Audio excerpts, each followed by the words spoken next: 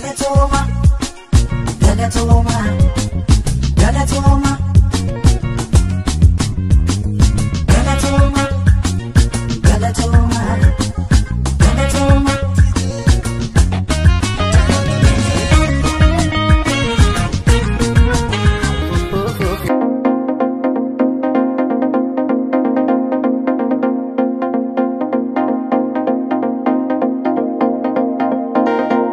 Oromiyaa Nation bakkuma jirtanitti nagaan isiniif haa ta'u. Guyyaa irraa odeeffannoo baay'ee adda ta'e isiniif qooduuf qabadhee dhufeen jira. Odeeffannoo koo guyyaa irraa Hacaaluu Hundeessaa erga wareegamee waggaa tokko guutuuf adeema. Qophiin addaa yaadannoo guyyaa isaaf qophaa'eeti jira. Akkasumas weebsaayitii maqaa Hacaaluutiin kana malees fuulli Feesbuukaa akkasumas peejonni adda addaa dhiyaatanii jiru. Kanarratti dabalataan Tiwiitarii fi Inistaagiraamiitiin isa qunnamuuf yookaan ammoo kabaja kanaan wal qunnamtanii achirratti dhihaachuuf haalonni adda addaa aanjeeffamanii jiru. Kana tokko tokkoon kanaan isiniif qoodu taha. Kana malees dabalataatiin hayyoonni Oromoo Dr. Heenok Gabbisaa fi Dr. Awwal Qaasimaloo dhihaachuutiin interview dhimma kana irratti taasisanii ni jiru. Kanaas hedduminaan waan isin fayyaduuf jedhee bakka walitti guureetiin isiniif dhiyeessee akkuma baratame viidiyoo haaraa kana laayikii taasisuu hin dagatina. Obbolaan haaraa taatan Oromiyaa Nation subscribe taasifadha. Hanga xumuraatti na hordofaan affeerraa koo kan yeroo maraati.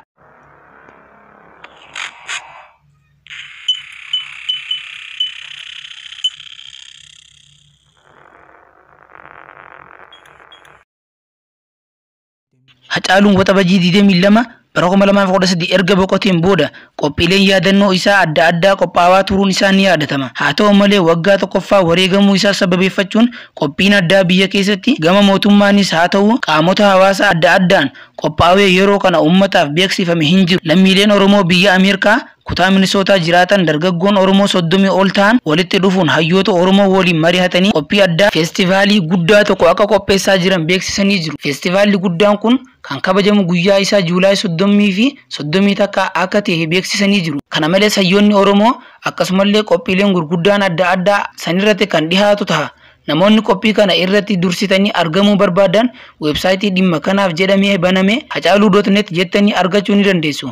Namoonni qophii seenaa qabeessa kanarratti hirmaachuu barbaadan gama weebsaayitii maqaa Hacaaluutiin qophaa'e jechuunis hacaaluu.net jettanii galuun qophii kanarratti argamuuf galmaa'uu ni dandeessu. Descriptionii viidiyoo kanaa jala liinkii isaa waan isiniif kaa'uuf eega viidiyoo kana xumurtaniin booda liinkii sana tuqtanii galuu ni dandeessu. Weebsaayitii kana irratti akkuma argaa jirtan filannoowwan adda addaa kan qabuu fi seenaa Hacaaluu gabaabinaan akkasumallee qophii kanaaf baasii adda addaa bahuu qarshii doonit gochuutiin deeggarsa taasisuu ni dandeessu. Kanarratti dabalataan ammoo fuulli Feesbuukaa akkasuma Tiwiitar, Inistaagiraam banameeti jira. Fuulli Feesbuukaa kun maqaan isaa maalidha? Kan Tiwiitarii fi Inistaagiraamii maqaan isaa viidiyoo gabaabduu kan hayyoonni keenya dubbatan isiniif dhiheesseen itti aansuun tokko tokkoon odeeffannoolee hafan isiniif qooda. Hanga xumuraatti hordofaan affeerraa koo kan kabajaati. Hacaaluun al tokko qofa miti kan du'e. Hacaaluun al baay'ee du'e. Yoo xinnaate al sadii du'e. Jalqaba rasaasa tokkoon gaafa du'u, lammaffaa akkaataa inni itti gaggeeffame, akkaataa inni sirni awwaalcha isaa yaadannoo isaa itti gaggeeffame hunda keenya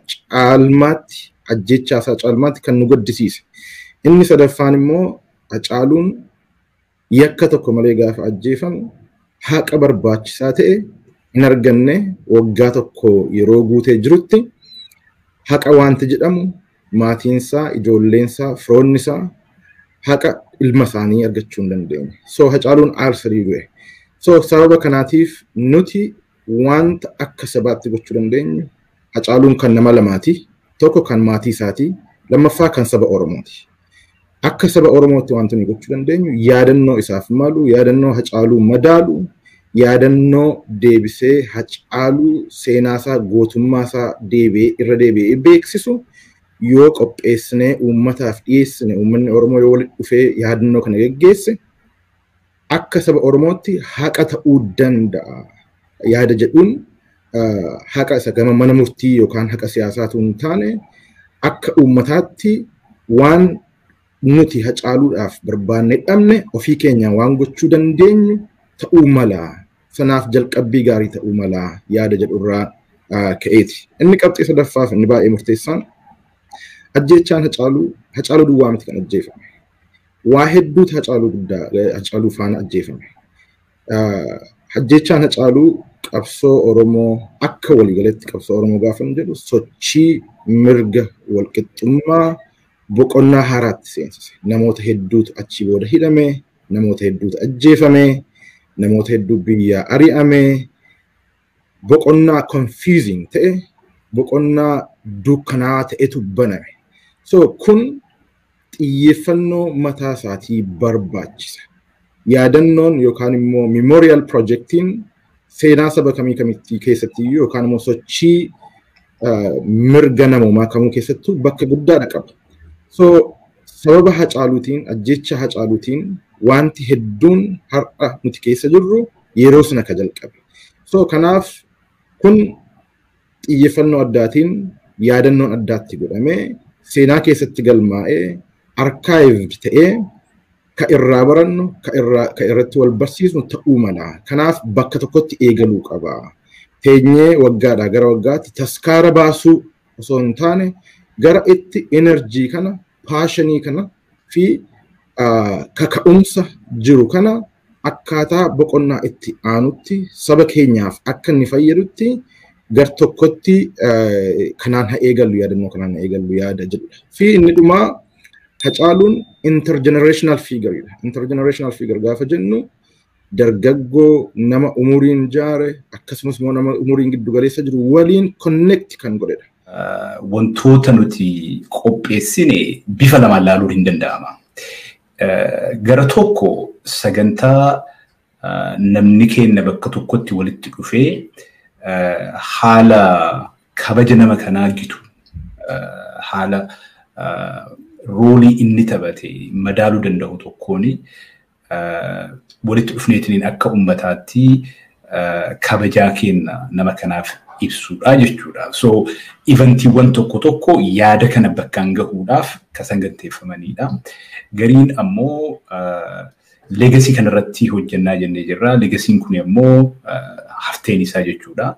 Wanta Hacaaluun gaafa tokko hojjete qofa osoo hin taane namni kun gara fuulduraas osoo ka jiraatu taate yaanni inni gaafa jalqabaa lafaa ka'een suni maal ta'a, maal fakkaata, adaduma yeroon jijjiiramuuni deebiin silaa Hacaaluun osoo jiraate deebisu maa inni. Fakkeenyaaf amma haala amma keessa jirutu jira akka sabaatti. Haala amma jiru keessa jiru kanaaf deebiin Hacaaluu maal ta'a ture. Wantoota jedhan kana irratti reflect gochuudhaaf sagantaawwan qopheeffamantu jira. Walumaa galatti projektiiwwan nuti saganteessine keessa ani tokko lama kaasaa kaawwan Henok haa kaasu. Fakkeenyaaf dokumentari irratti hojjetaatiin hin jirra. Dokumentari afaan Oromootii fi afaan Ingiliffaatiin qopheessaatiin hin jirra. Dokumentariin kuni yaanni isaa homage dokumentari. Jireenyaa fi hojii nama kanaa irratti kan xiyyeeffate namni kuni kaayoon isaa maal ture, wanti inni dalage maal ture, walqunnamtiin inni nama wajjin qabu maal ture, hawaasa isaa wajjin walqunnamtii akkam qabaa ture, hiriyoota isaa wajjin walqunnamtii inni qabu maal fakkaataa ture, contributioniin gaheen isaa, legasiin isaa maa inni wanta jedhu irratti. Akkuma dubbii hayyoota keenya irraa dhageessanitti feestivaalli kun guddaa fi baasii hedduu kan gaafatudha. Namoonni barbaadan websaayitii liinkii isaa isiniif hime galuutiin qarshii qabdan dooniit gochuutiin gargaaruu ni dandeessu. Egaa qophii kanarratti dabalataan kitaabonni adda addaa kana malees websaayitiin haaraa maqaa Hacaaluutiin seenaa isaa fi hojii isaa adda baasee mul'isu tokko kalaqamee xumuramaa jiru ibsaniitu jiru.